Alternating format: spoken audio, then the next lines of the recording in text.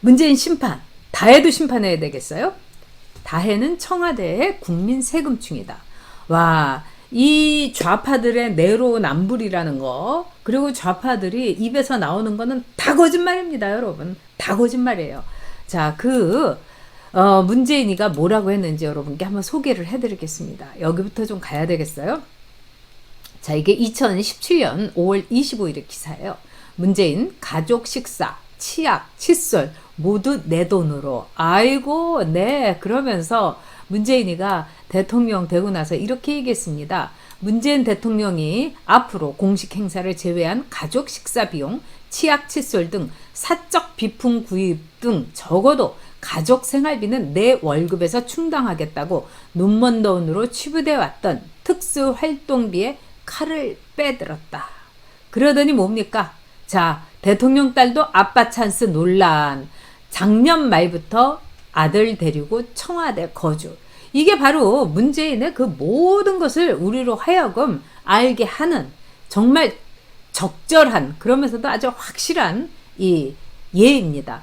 자, 언제는 뭐 칫솔, 치약, 그 다음에 자기네들 먹는 것까지 하면서 이 무단 거주를 문다혜와 그 아들이 하고 있는 거 아닙니까? 그리고 문다혜가 이제 이혼했다 이런 말이 있는데 또 그 남편이란 작자가 청와대에 들어와서 뭐 살고 있다, 왔다 갔다 한다, 그런 얘기 소문이 굉장히 많았죠. 그런데 이게 사실로 밝혀진 거예요. 와, 저는 그런 이야기를 많이 들었어요. 그래서 이 딸이 하도 속을 썩여가지고 원래 문재인하고 이 딸하고 사이가 굉장히 안 좋았답니다. 그래서 마지막까지 문다혜가 선거운동을 안 하고 선거운동 전전날에 마지막 피날레에 자기 애 데리고 나와서 제가 문빠 1호다 이러면서 우리 아버지 뽑아달라고 그랬어요. 그러면서 자기 같은 뭐 워킹맘도 얼마든지 살 수 있는 나라 만들어줄 거라고. 그러더니 완전히 태국으로 주랭랑을 쳤지 않습니까? 글쎄요, 문빠 1호가 말하자면은 여러분 주랭랑 1호 이렇게 된 거예요. 그런데 작년부터 문다혜의 가족이 청와대에 거주했다는 건 이거는 무단 거주라고 볼 수 있어요.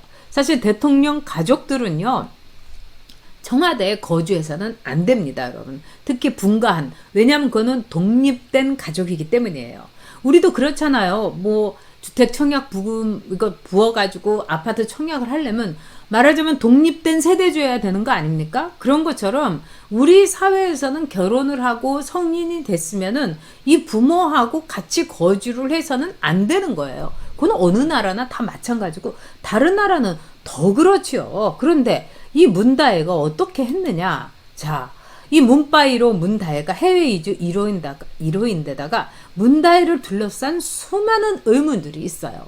정말 눈으로 봐서는, 눈으로 제가 직접 보지 않아서 여러분에게 말씀을 드릴 수는 없지만 그 현장에 있었던 경찰이 와, 가족을 데리고 해외에 아주 물 좋은 공간에 그날로 갔다.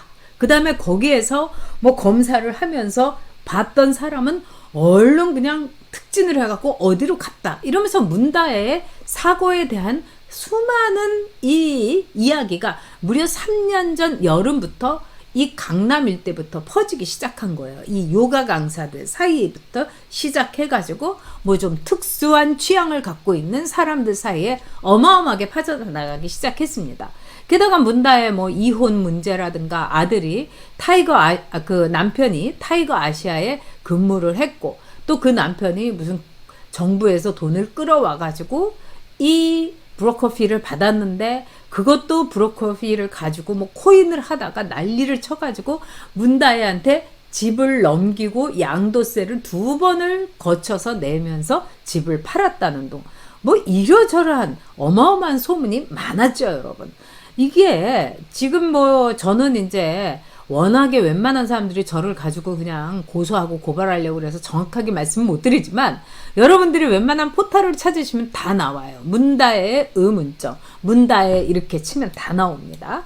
자, 그래 거기다가 문다혜는요 8억을 주고 그 와중에 집을 샀어요. 태국에 있으면서. 그러다가 그 집에 거주를 하지 않고 1억 4천만 원의 차액을 주고 1년도 안 돼서 파는 거예요. 그리고 청와대에서 있었던 겁니다. 야, 이게 아빠 찬스에다가 이 강민국 의원이 관사 재테크다, 관사 테크다, 이런 거죠. 우리도 지금 어디 가서 1년 그냥 공짜로 집세 안 내고 살면은 그냥 돈이 알토란처럼 모이는 거죠.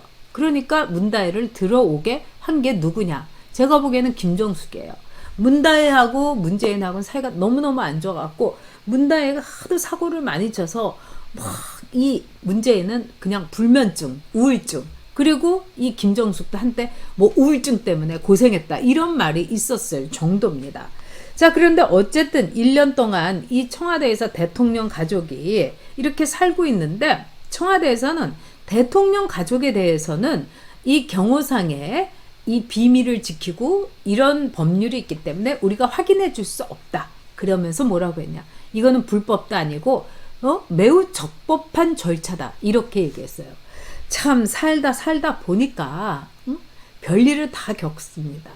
이제까지 한 번도 경험해 보지 못한 나라, 대통령, 거기다가 경험해 보지 못한 이 문다혜의 입주 찬스, 네? 관사 재테크, 뭐 별별 일을 다 겪고, 어쩜 이렇게 돈 문제에 있어서는 이 좌파들은 찌질하고 집요하고 이렇게 대단한가? 그러니까 내 돈은 한 푼도 쓰기 싫어요. 그러면서 세금은 이렇게 축내고 있는 거예요. 뭐 칫솔, 치약, 뭐 먹는 거, 마시는 거 한번 이거 쫙 한번 봐야 되겠습니다. 그래서 지금요, 이 문제에 대해서는 국민의힘이 문제를 삼아야 됩니다. 그렇게 해서 다 공개해라. 그 가족들이 어느 방에 살고 있고, 아니 지금 우리나라에서 평당 월세만 하더라도 어마어마한 거 아닙니까? 이거는요, 국민의 세금을 축내는 세금 기생충인 거예요. 이거는 분명한 범죄입니다, 여러분. 이런 거 배임이에요? 뭐 이재명이만 100% 배임이겠습니까? 이거를 들어와서 살라고 한, 만약에 그 당사자가 문재인이라면 이거는 세금을 허투루 쓰게 한 배임이 됩니다. 그리고 또한 정수기가 들어와 살라고 했다면 정수기가 뭔데요? 그냥 부인이에요. 이 문재인의 배우자여서 영부인 뭐 이런 걸 하지 공식적인 지위가 없는 거예요. 그러니까 이 만일 정수기가 이런 일을 했다면 이거는 범죄가 돼요. 즉 세금 강탈, 이 뭐 뇌물, 제3자가 그러면 뇌물을 받은 거라고도 볼 수 있는 거죠. 응? 이 문다혜가 더구나 뭐 이상직하고의 뭐 여러 가지 복잡한 관계가 있는데, 문다혜가 청와대 와서 살았다. 그 다음에 이 남편이란 사람도 뭐 와서 왔다 갔다 한다. 그리고 이상직이란 사람 얼마 전에 풀려났다. 너무 이상하지 않습니까, 여러분? 그리고 이상직이한테 그렇게까지 끝까지 편의를 봐주고 페이버를 준 게 뭐겠습니까? 정말 이거는 범죄이고 엄청난 세금 강탈이에요. 여러분들께서 이제 이 윤석열 후보가 세금 강탈이라는 얘기를 합니다. 이 세금 강탈은 국민의 재산권을 침해하는 거예요. 여러분들 다 세금 걱정 때문에 아주 힘드신 분 있을 거예요. 이건 뭐냐? 내가 갖고 있는 재산이 있는데 너무나 큰 세금을 먹여가지고 할 수 없이 집을 팔게 만든다면은, 하우스 푸어들 많잖아요. 은퇴한 분들이 무슨 돈이 있어요? 근데 어마어마하게 세금이 나니까 할 수 없이 집을 울며 겨자 먹기로 판다. 이거는 국가에 의한 세금 강탈이에요. 그래서 이 윤석열 후보가 이 문제를 아주 얘기를 잘하고 있다고 생각합니다. 그래서 세금 강탈 문제에 대해서는 제가 한번 다시 영상으로도 올려드리겠습니다만, 바로 이 문다혜가 우리들의 세금을 강탈하고 있는 거예요. 우리가 대한민국이요, 세금을 적게 낳는 나라가 아닙니다. 뭐 법인세도 그렇고요. 또 뿐만 아니라 부가세나 마찬가지인, 우리가 뭐 커피 한 잔 마셔도 거기에 세금이 다 있고, 슈퍼에서 뭐 장을 봐도 세금이 다 있어요. 그 모든 세금까지 해보면은요, 우리나라가 일본보다 오히려 담세율이 높습니다. 그런데 그 세금을 이 문다혜가요, 지금 우리의 말하자면 돈을 이렇게 잡수고 있는 거예요. 먹고 마시고. 또 문다혜가 또 술도 좋아한다는 얘기도 있어요. 그러니까 콜라를 마시는지 생수를 마시는지 뭐 와인을 드시는지 모르겠는데, 어쨌든 우리 국민의 돈으로 먹고 마시고 칫솔질하고 문다혜는 이제 이렇게 살고 있는 겁니다. 자, 오늘요, 송영길 대표가 정말 이런 얘기를 했어요. 민주당에. 윤석열 그 후보의 아버지인 윤기준 교수가 일본 문부성에 이 장학금을 받아갖고 일본에 가서 공부를 했으니까 이 사람은 친일파 중에 친일파라는 거예요. 그때 우리가 국교 이렇게 정상화되면서 서로 교환 교수도 많이 했고, 그러면 뭐 교환 교수 한 사람은 다 친일파입니까? 그러면 문재인 정권에서 뭐 일본에 뭐 이 대사로 갔다거나 뭐 이런 사람도 다 친일파네요. 네? 뭐 문부성에 뭐 유학을 했던 사람 다 친일파고요.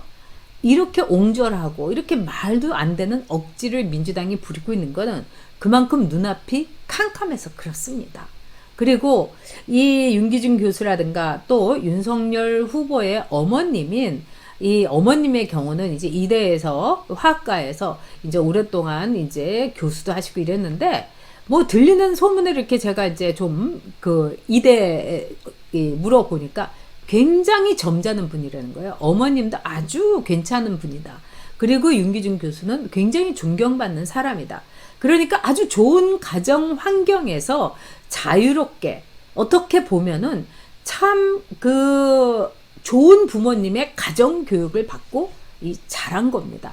이제 좀 우리도 그런 대통령 후보 좀 받았으면 좋겠습니다.